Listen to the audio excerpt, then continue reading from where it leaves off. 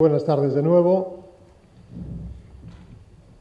Permítame que le presente al doctor Quattrone, que impartirá la ponencia sobre el cannabis tradicional, cannabis de gran potencia y cannabinoides sintéticos, el aumento de riesgo de psicosis.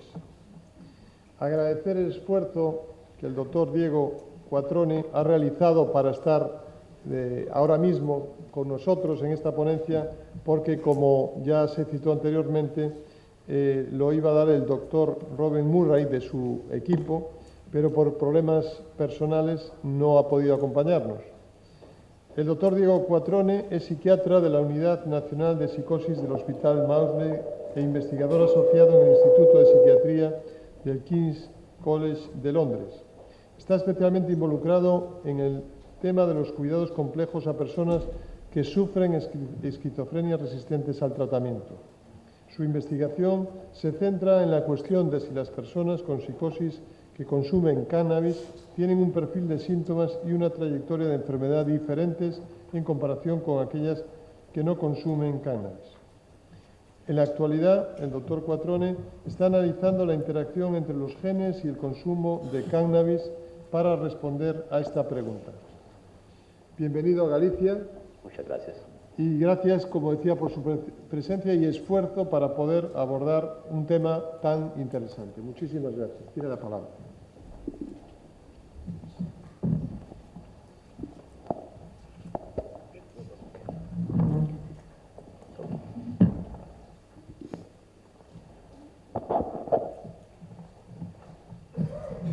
So good evening, everyone. I would like, first of all, to say thank you to Manuel Isorna and to the whole organizing committee for having organized such an important conference on cannabis. And I will present the data on behalf of Professor Sir Robin Murray.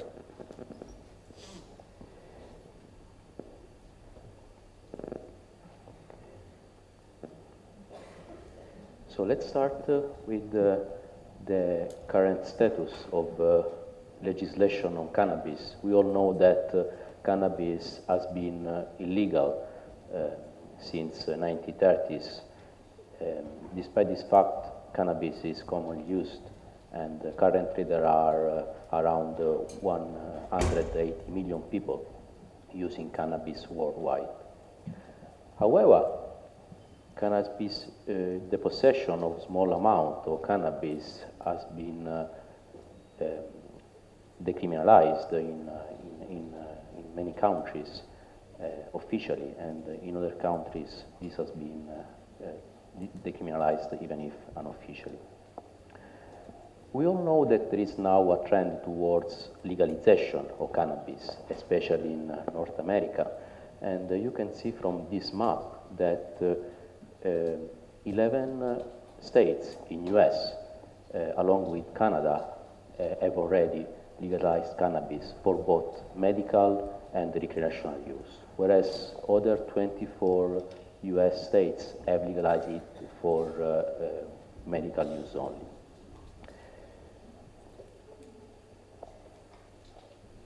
However, this has led basically to an increase on cannabis consumption, especially in adults. And another important phenomenon is that even the potency of cannabis in the US dispensaries has increased in terms of amount of THC. Therefore, it is crucial to understand what could be the potential adverse effects of cannabis consumption. And especially in terms of mental health. So this is, I will show you 4 US presidents. So you can see here Bill Clinton, George W. Bush, Barack Obama, and finally Donald Trump. This is just a game, so please don't take it too seriously. What do you think was the only one who never used cannabis? Yeah, that's exactly. The only one that have not used cannabis is Donald Trump. So, in terms of medical cannabis, which is something that is, of course, very important. As already was mentioned, the current evidence supports the use of medicinal cannabis for mostly for 4 conditions, which are chronic pain, treatment-resistant nausea. In both cases, it is a compound mostly of synthetic THC. It's also used for treating spasticity and multiple sclerosis in terms of Sativex, which is a combination of THC and CBD. And finally, there is evidence that is effective in treating some form of childhood epilepsy. In UK, now it's possible to prescribe cannabis compounds for treating different conditions. And actually, this is possible since November 2018. However, the most recent data show that there were only 50 prescriptions of cannabis compounds in 1 year time, which is really just a few prescriptions for in terms of cannabis compounds. And how can we explain that? So one point is that it is not really clear among physicians who are actually those people who benefit from cannabis, from medicinal cannabis. We don't know the dosages of cannabis, and above all, we don't know the potential adverse effects. So we need to do some more research to clarify all these points. Especially our team is focusing on cannabis and psychopathology and on the relationship between cannabis and psychosis. And I have to say that this is not a new relationship. I can suggest you to go through this recent paper published on psychological medicine, which show data from the 19th century British India, where it was shown that there was public consensus about a condition which was known as Indian hemp insanity, which could be maybe nowadays translated as cannabis-associated psychopathology. So to the point that a commission was born at the time to understand what were the public risks associated to cannabis use.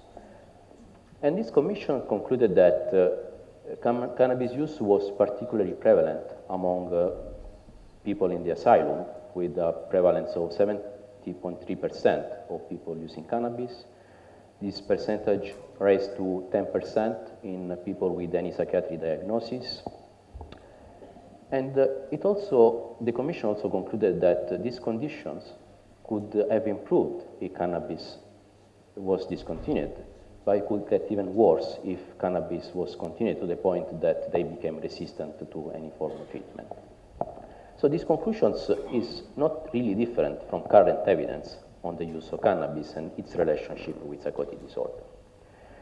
We have 2 levels of evidence nowadays about the relationship between cannabis and psychotic disorder. One is from epidemiological studies, and the other one is from experimental studies. In terms of epidemiological studies, the first study that showed a clear relationship between the use of cannabis and the development of schizophrenia later in life was conducted in the Swedish Army by Andreasen and colleagues in 1987. This is a very interesting study, first of all, because the sample is very large. There were about 50,000 individuals that were examined. And Andreasen and colleagues were also clever enough to extract not only the data on any lifetime consumption of drugs, but also they took information about the frequency of use.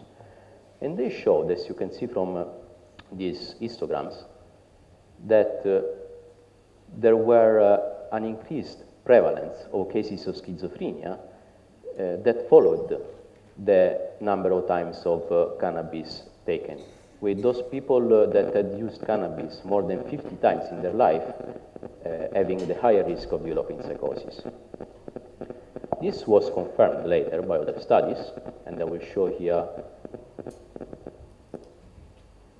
a list of studies actually that came to the same conclusions.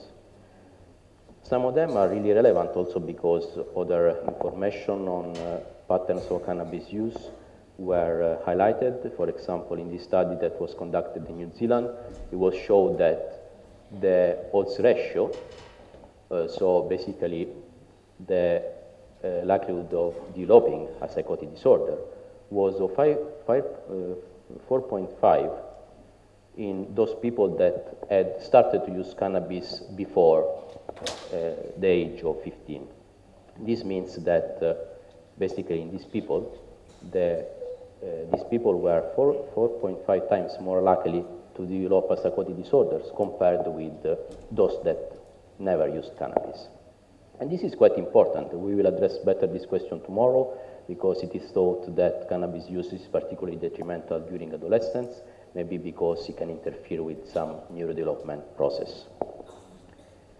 Whereas using cannabis by the age of 18-year-old was associated with, again, with a higher odds ratio compared with those that never used cannabis, but was less than having using cannabis earlier in life. All these studies were meta-analyzed recently by colleagues at the Institute of Psychiatry. So this is a meta-analysis conducted by Arianna Marconi and Evangelos Vassos, and they showed that overall, all these studies concluded that there were an overall increasing risk of developing psychosis after using cannabis of 3.9 times. Okay, let's go to the experimental studies. I will show you a very interesting study that was conducted by Dan Freeman and colleagues on 120 individuals that had experienced some paranoia symptoms before the study. Now, we all know that paranoia ideas are not necessarily a clinical symptoms. Paranoia is distributed in the general population in terms of the thoughts or the feelings of being treated by some stimulus that is, for which there is no or little evidence that could be really treating. So these were people basically with subclinical paranoia, and this is a randomized placebo-controlled study that was conducted in a virtual reality setting. So basically, individuals were divided in 3 groups. In one group, it was administered intravenously a placebo. In the second group was administered intravenously THC, and in a third group was administered THC, but these people were also made aware about the potential consequences of the THC administration. And this study was conducted under the hypothesis that THC could have increased paranoia in these people.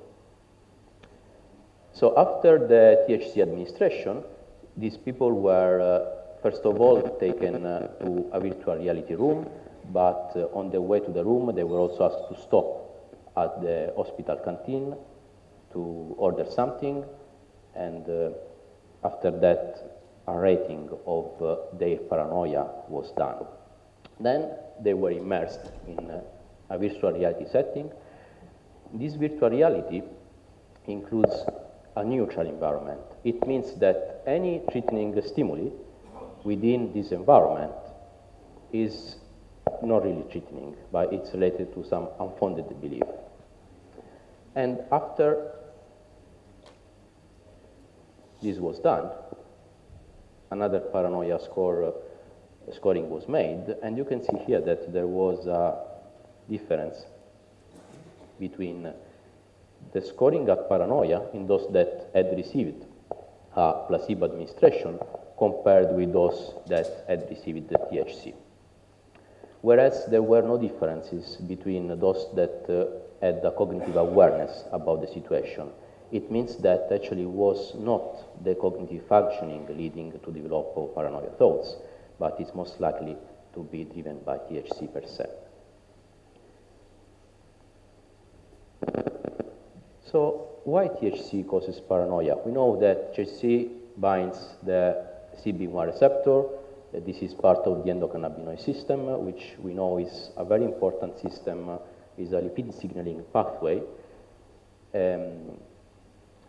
THC is exogenous phytocannabinoid. So basically, it means since the endocannabinoid system is a system on demand, it means that any exogenous substances that interact with the system in some way overwhelm the system itself. So the THC is associated with euphoria, with a cognitive distortion, and with delusions and hallucinations. We know also that there is another main exogenous phytocannabinoid contained in the plant cannabis, which is CBD. So cannabidiol, on the other hand, has not psychotic properties, but it is thought to have some anxiety relief properties, maybe because antagonize the effect of THC. It's not clear yet how this happens, because actually CBD has not any affinity for the CB1 receptor, so maybe some allosteric modulation of the THC. So basically, we consider that any effect of cannabis is dependent on the ratio between the THC and the CBD. This is well shown in this other experiment that was conducted by Paul Morrison at the Institute of Psychiatry. So again, it's an intravenous administration of THC, and we know that THC has its effect, the effects of THC last at least 120 minutes, and again, there was a randomization of two groups. One group was administered placebo, another group was administered THC, and then it was done a measure of the PANSS score. The PANSS is a measure of delusions and hallucinations, basically. So you can see that this is the trajectory of those that were injected THC, that this group scored higher at the PANSS score compared with those that were administered a placebo. What's happened then if we compare this with a combination of THC and CBD? You can see that the difference is much smaller between the two groups. With those that received THC versus placebo, having actually a bigger difference compared when those that received a combination of CBD and THC. So this means that even in experimental studies, it is shown that cannabidiol can in some way can block the effects of THC. This has led to the hypothesis that maybe CBD can be useful in treating patients with a psychotic disorder. So this is a trial that was conducted at the Institute of Psychiatry by Phil McGuire, and the results are quite interesting. So it's a randomized controlled study where there was one group in which the antipsychotic treatment was augmented with cannabidiol, CBD, whereas in another group was added a placebo to the antipsychotic treatment. And you can see that the group that received cannabidiol actually had an improvement in the scoring at positive symptoms, both during the treatment and after the treatment. On the other hand, this study showed that CBD had no effect on reducing the anxiety level as measured by the PANSS general score. So this means basically that any effect of cannabis should be considered based on the content of CBD and THC. And we have to consider two factors that are very important. The first is that the content of THC in street cannabis has been increasing over the years. So this is in England. In the UK, you can see that the level of THC for UK hash has remained almost the same from 1998 to 2008. This is basically the UK hash. Whereas there has been an increase of imported herbal THC content, and there has been a big increase of THC content in skunk, which is the potent form of cannabis available in the UK. Why this increase in the potency of skunk is important? Because we recently conducted a study in collaboration with the Met Police to understand what was the concentration of THC in the samples that were confiscated by police. We found that this concentration was about 16%, so basically there was no difference in the THC concentration from 2008 to 2018 in the skunk available in the UK. But the most crucial information is that we found that 94% of the cannabis available in the market was actually skunk. So this means that people that want to buy cannabis in the UK are very likely to buy skunk, which, as we already showed, has a much more psychotogenic effects, because skunk has 16% more or less content of THC, but has no CBD at all. These results are also consistent with analyses that were done in the US on the concentration of THC in specimens that showed that there has been an increase of THC throughout the years. So basically, this is the most common scenario of people using cannabis nowadays. They use a compound with high level of THC and very low level of, or no at all levels of CBD. And this is confirmed again by this data from US that show that in the specimen, the ratio, so the between THC and CBD was increasing in the last few years.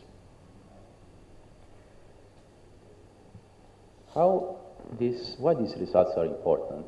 So I will show you now a case control study that we performed in South London on 410 first episode psychotic patients and 370 population controls. So first of all, these controls were really representative of the population of the same catchment area that you see here. So it's basically Southwark, where the Institute of Psychiatry is. Then you see Lewisham, Lambeth, and Croydon. So the population controls were basically representative of the populations in terms of age, ethnicity, and gender of the population living in these areas. And all patients, we were contacted if they experienced any psychotic symptoms, and so they were in contact with the psychiatric services. In this study, it was used the Cannabis Experience Questionnaire, which was developed to collect all the informations, all the data that I showed before that could be really relevant in terms of epidemiology of cannabis use and psychosis. So it contains information on the frequency of cannabis use, on the potency of cannabis use, on the age when people first try to use cannabis, and so on. When looking at the potency and the frequency of cannabis use, you can see here that there was a risk particularly evident in those people using skunk, high potency cannabis, with those people using skunk every day having the highest risk of developing psychosis with the odds ratio of 5.4. It means that basically this group of people were 5.4 times more likely to develop a psychotic disorder compared with those not using cannabis. The risk remained high in those people using high potency cannabis in less than every day or just once a week, whereas was lower for those using hash. Be careful, because hash in the UK, as I showed before, is an hash that has a low concentration of THC, which is completely different, for example, from what you find in Holland, where actually hash is very, very potent with high THC concentration. So please consider these results in terms of hash referring only to our catchment area. So why it's important to check the potency of cannabis, because we need to be aware that THC, high concentration of THC, is the factor that lead to the higher risk of developing psychosis. So you can see even our pin that is very careful to smell a cannabis sample to be sure that is not skunk. Skunk can be recognized by the fact that it has a very strong smell. That's the origin of its name. This is a joke, of course.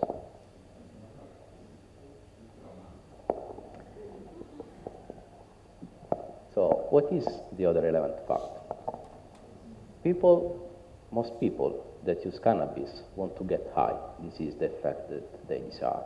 So they request always higher potency of cannabis, and this has led the market to develop a lot of compounds that have a very high concentration of THC, and synthetic cannabinoids that are known as spice, which are quite dangerous in general for physical and mental health. The problem of synthetic cannabinoids is that I showed you before that THC contained in the plant cannabis is a partial agonist of the CB1 receptor. Synthetic THC is a full agonist of the same receptor. It means that the effects of synthetic THC are long-lasting and are much more psychotogenic. So you can see here there was an increase on people going to the emergency department after the use of synthetic cannabinoids. Okay. So the next question is, if there is a relationship between cannabis and psychosis,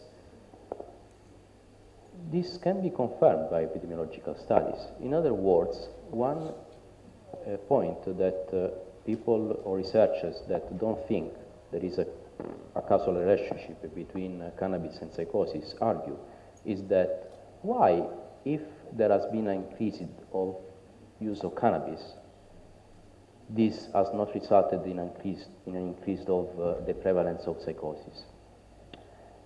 And there are two answers. The first is actually there are no studies that showed there was no increase in the prevalence of psychosis. And the second, if there is that there is only one longitudinal study that showed the difference in prevalence of schizophrenia and the incidence of schizophrenia throughout the years in a single geographic area. So maybe we can answer to this question showing the data from the UGI study, which is a very large epidemiological studies that was conducted in 5 European countries, plus Brazil. And in this study there were 17 catchment area, including 5 sites in Spain. So you can see there is Cambridge, London in the UK, Amsterdam and Leiden region in Netherlands, Paris in France, Barcelona, Madrid, plus other 3 sites that I will show you in the next slide in Spain, and other 3 sites in Italy. So this study is very important because it shows that actually there is a big variation of the incidence of psychosis across different geographic areas. You can see here that the highest incidence of psychosis was in London, where there were 61 new cases of psychosis over 100,000 inhabitants, followed by Amsterdam and by Paris. On the other hand, I'm happy to show you this data here. You can see that the lowest level of incidence of psychotic disorder was in Santiago. And you can see also there were quite low levels of psychosis in south of Italy, for example, in Palermo. What do you think is the explanation of such a big variation? So you can see here there is a 10 times variation between London and Santiago. So what is that can make people more susceptible to develop psychosis in London compared with Santiago? Any ideas?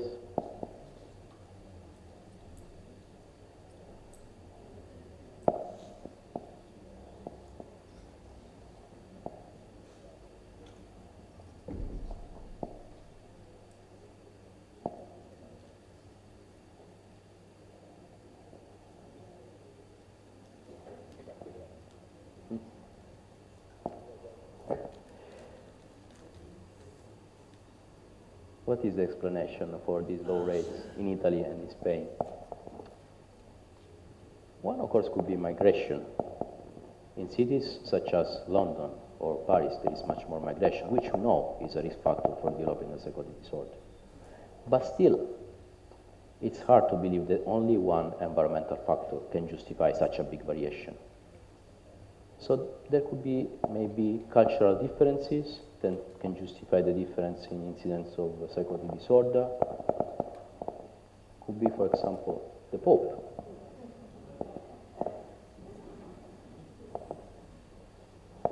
Family is very important as a protective factor for psychotic disorders, and we know that in North of Europe there is much more social isolation.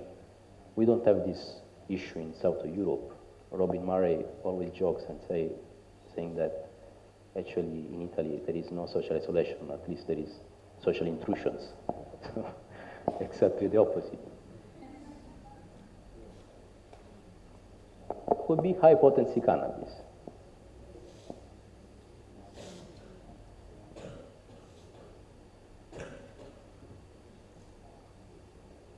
I won't give you now the answer, but I will give you an answer tomorrow at the plenary.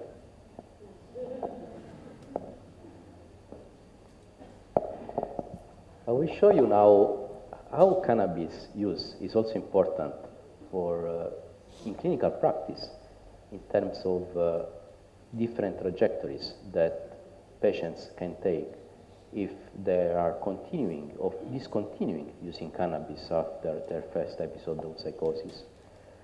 And this is a review that was conducted by a former PhD student, Tabia, at King's College London.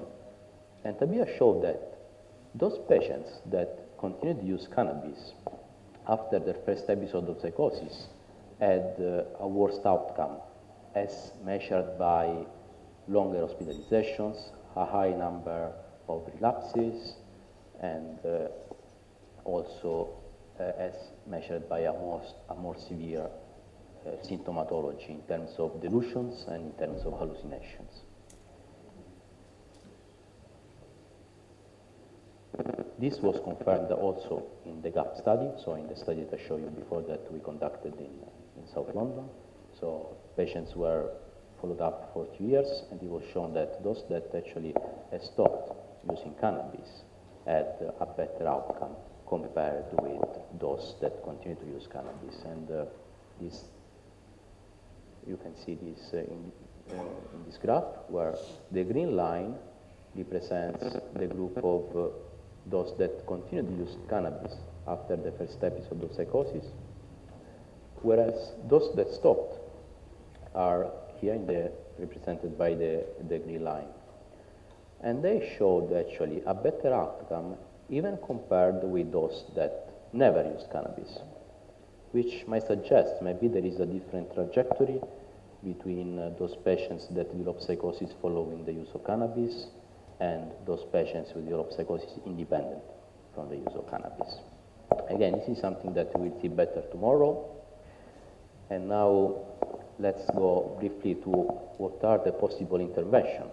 So if stopping using cannabis is so important for improving the outcome of psychotic disorder, what we can do?